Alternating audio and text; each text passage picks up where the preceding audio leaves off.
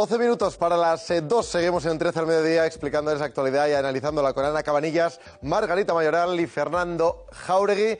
Y ahora vamos a hablar, si antes hablábamos de un tema simpático como el de los acentos, ahora vamos a hablar de un tema preocupante. Ponemos el foco en los jóvenes que cada vez más consumen psicofármacos en nuestro país y que además, Lucía, lo hacen de una manera legal, porque son legales. Totalmente legal y con su receta. Vamos a ver los datos, ahora mismo vamos a ir analizando, que se enmarca dentro de un informe de adolescentes, familias y salud mental, haciendo referencia precisamente a las secuelas que ha dejado también la pandemia. Son situaciones que se han agravado desde entonces. Vamos con los primeros datos que vamos a repasar porque son alarmantes, y es que el 24,9% de los jóvenes de entre 15 y 29 años ha consumido ya psicofármacos en el último año.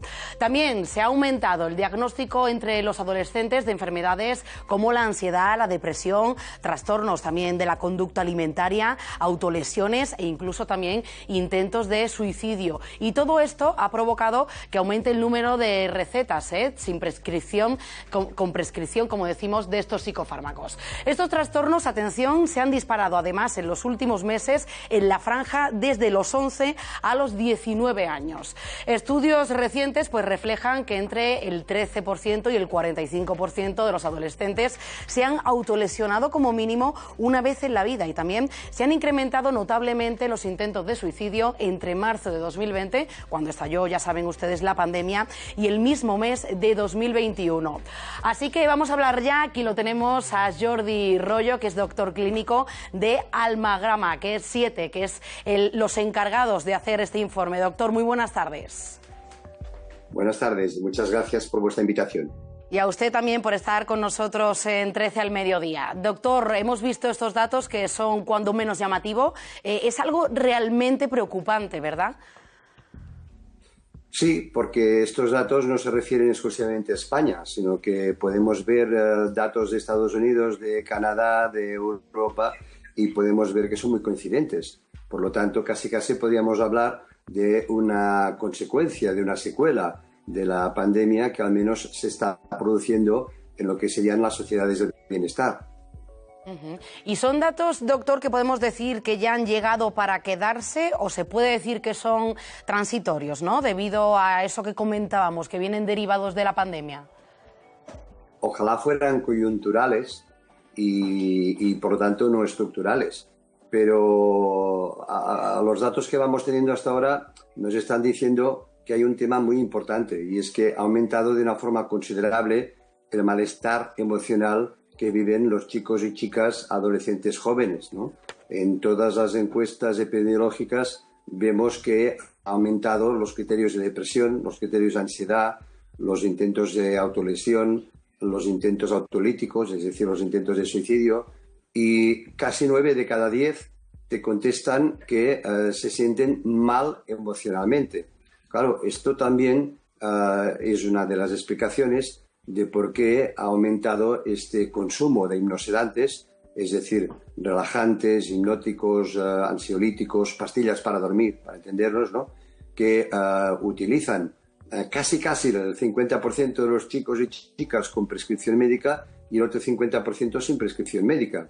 Por lo tanto, es evidente que este aumento del consumo es importante. Pero atención, no se ha producido solo en el sector de los adolescentes. El 21 de octubre del año pasado, el presidente del Gobierno y la ministra de Sanidad explicaron, entre otros, que el 10% de la población de España, de los españoles, habían tomado ansiolíticos y casi un 5% antidepresivos. Por lo tanto, la pandemia no solo nos ha dejado unas consecuencias económicas graves, sino también nos ha dejado en salud mental unas consecuencias bastante devastadoras. Doctor, ¿qué tal? ¿Cómo está? Muy buenas tardes. Pues gracias a vosotros por invitarme. Gracias a usted. ¿Cuáles son los efectos negativos de estos psicofármacos? Es decir, no son la solución, ¿no?, evidentemente, ante un problema emocional. Lo imagino que en algunos casos extremos sí que pueden ser recomendables, o de una manera corta en el tiempo, ¿no?, durante o veces puntuales, ¿no? Pero en general, consumirlos de manera recurrente es muy negativo. La primera cosa que nos tendríamos que preguntar es en relación a la prescripción. Es decir, que un chico o una chica adolescente pueda sentirse emocionalmente mal, pues podría no ser el síntoma de ningún trastorno ni de ninguna enfermedad, sino de la propia adolescencia. Por lo tanto, la idea podría ser poder diagnosticar a este chico o a esta chica y ver qué alternativas podríamos tener previamente a la medicación. En aquellos casos que vemos que la medicación pues, es necesaria, vamos a prescribirla. Pero esto se ha inventado. Pero yo una reflexión, si me permitís, sí que haría. Muchos jóvenes en estos momentos tienen más relación con su pantalla que con su familia. Tienen más relación con sus redes sociales que no con sus amigos reales. Tienen más relación con sus videojuegos que no con sus compañeros de clase. Claro, todo esto con el tiempo lleva a niveles de soledad bastante importantes, entre otras cosas, teniendo en cuenta que algunos estudios nos advierten que los chicos adolescentes y jóvenes entre 14 y 18 pasan más de 36 horas a la semana pendientes de sus pantallas relacionadas en este caso con el ocio paralizante, no con las pantallas donde se trabaja o se hacen los estudios escolares. Hombre, 36 horas son horas relevantes, ya no es exactamente un uso no problemático, probablemente en muchos casos será un abuso y también en algunos una adicción. Por lo tanto, claro, tenemos que tener en cuenta que cuando se instalan este tipo de trastornos, recurrir a medicaciones ansiolíticas, por ejemplo, también es una forma de automedicarse. No se estará de acuerdo, por tanto, con que se ha roto ese tabú, ¿no?, de medicar a jóvenes, adolescentes con psicofármacos. Pero, doctor, yo le pregunto, ¿cuál es la alternativa, ¿no?, si una persona está mal y no se le proporciona este tipo de medicamento? Bueno, la primera cosa es, cuando una persona está mal, intentar de saber por qué está mal. Porque cada vez parece que tenemos menos tiempo para poder hablar con los chicos y con los adultos, pero sobre todo con los chicos, para intentar de conocer por qué está mal. Si está mal por una cuestión ambiental, exógena del entorno, que esté relacionada, por ejemplo, con un tema de bullying, de ciberbullying, que esté relacionado con un tema de una pareja tóxica, que esté relacionado con un tema de mala relación familiar, que esté relacionado, etcétera. Quizá lo que tenemos que hacer es ver cómo podemos cambiar estas variables antes de prescribir el psicofármaco. O sea, yo creo que es muy importante darles tiempo y darnos tiempo. Es decir, la primera cuestión es tener un contacto humano con este chico, con esta chica, profesional, pero un contacto humano para intentar de conocer el porqué de este malestar emocional.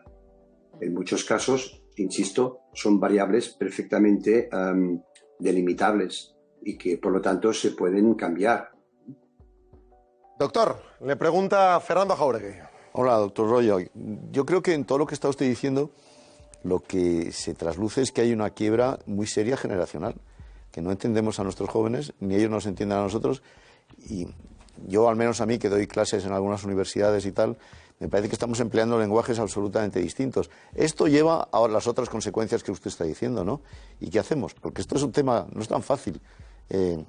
Pues llenar ese gap generacional no es fácil. Esta brecha generacional que estás apuntando y que yo comparto, creo que tiene mucho que ver con un tema de verticalidad. Me explico. Hasta antes de Internet, si me permites decirlo así, las familias en su conjunto eran familias verticales. Esto quería decir que estaban los abuelos, los padres, los hijos, los nietos, y eso tenía una relación vertical. En estos momentos la verticalidad ha desaparecido y, por lo tanto, tenemos familias cada vez más horizontales. ¿Esto a qué se debe? Bueno, se debe a que por primera vez en toda la historia de la humanidad los chicos pueden enseñar cosas a los padres y pueden enseñar cosas a los abuelos, que es lo relacionado con la tecnología. Un crío de 4 o 5 años puede explicar un videojuego al padre o al abuelo y, por lo tanto, hemos confundido que el hecho de que el niño sepa más tecnología que nosotros no quiere decir que sepa más de todo que nosotros. Pero claro, en esos momentos creo que, con todo, lo digo con toda humildad y con todo cariño humano, pero creo que las madres y padres cometemos un error muy grave, que es que queremos ser, antes que nada, amigos de nuestros hijos y olvidamos que nuestros hijos ya tienen amigos, pero lo que necesitan son padres. Si nosotros abdicamos de hacer de padres, ¿quién hará de padres? Y creo que un problema que tienen en estos momentos los chicos y chicas es que no recurren muchos de ellos a sus familias para afrontar sus problemas, sino que recurren a las pantallas y a los psicofármacos. Jordi Royo, doctor clínico de Amalgama 7, muchísimas gracias y que tenga una buena tarde. Pues muchísimas gracias a vosotros y a vuestra disposición. Ha sido un placer. Hasta muy pronto. Sin duda, hemos de poner el foco en los problemas de salud mental que evidencian estos datos. Vamos a hablar de otra cuestión. Nos despedimos de Margarita Mayoral, periodista de la cadena COPE. Gracias, Margarita. Gracias a vosotros, como Esperamos siempre. pronto con tu acento de Ávila. Y vamos a seguir avanzando. Vamos a hablar del teletrabajo y todas las dudas que genera. Porque, claro, y ahora lo vamos a hablar con una experta, con una abogada experta en derecho laboral.